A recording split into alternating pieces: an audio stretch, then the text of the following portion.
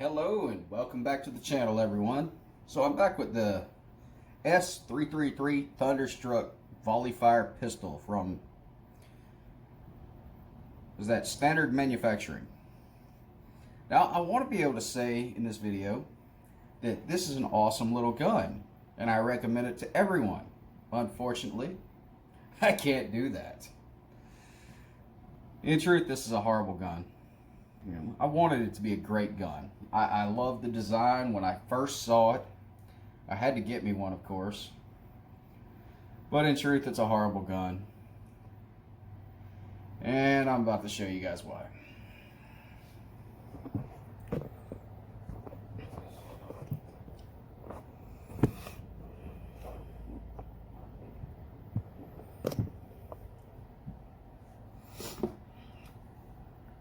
So I'm sure most of you have seen other videos on this at this point. And it apparently keyholes rounds. I don't know if mine does, but I haven't tried it either because I honestly don't want to know. So I just went outside and fired it a few minutes ago to basically show you guys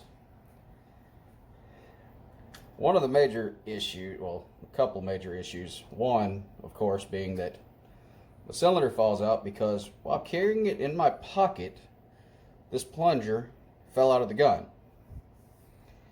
Which I would assume could happen to pretty much any gun. I mean, you have lemons. But I tried to get in touch with Standard Manufacturing, and they actually responded to me the first time, asked for my address and everything, and never sent me the replacement parts. And they have ignored every one of my emails since. So unfortunately, I guess I'm just stuck with it. Broken. But another thing, problem I think is a little bit worse is, say it did work and you could, and the cylinder would just stop where it's supposed to. You can't press this plunger hard enough. Like, I just got it that, but I put indentions in my finger pressing that, and it still didn't even eject them.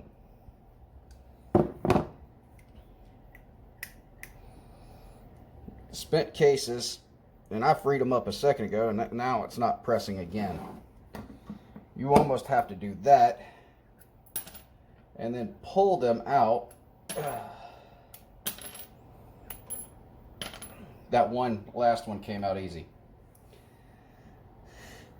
But reloading, it's a pain, and in an adverse situation, it would be almost impossible. Now, the whole idea behind the S333 is this being a self-defense tool where if you're 3 meters away from an assailant, you fire 3 rounds in 3 seconds and can basically protect yourself with it. Well, I would say it would work for that. Well, not 3 rounds, but 3 trigger pulls, which would be 6 rounds actually. The problem with it is if you need it to reload at any point to save yourself, you can forget it.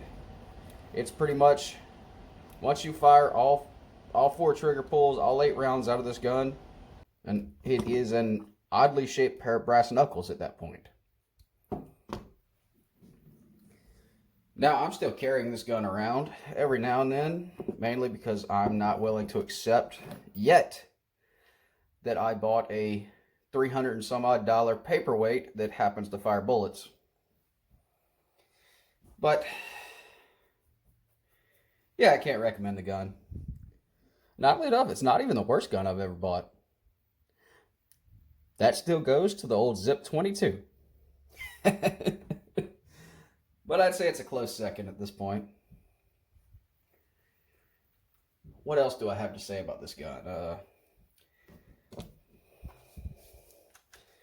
Check it. It is completely unloaded. The abnormally hard trigger pull, I could get around that. That's not a problem. I've actually figured out that holding the trigger back right here. And you have a very soft, just squeeze against your finger and it pops off. You can be quite accurate with that. At about 7 yards. After that, I'm pretty sure the bullets are going to keyhole and you can forget about it.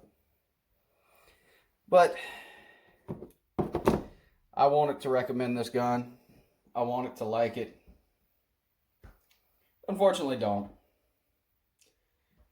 And it's a fact of life, though. Anyway, that's it, guys. I figured I'd touch base a second time on this gun. I already did the initial review of it. This is what I've come up with since. Thank you guys for watching.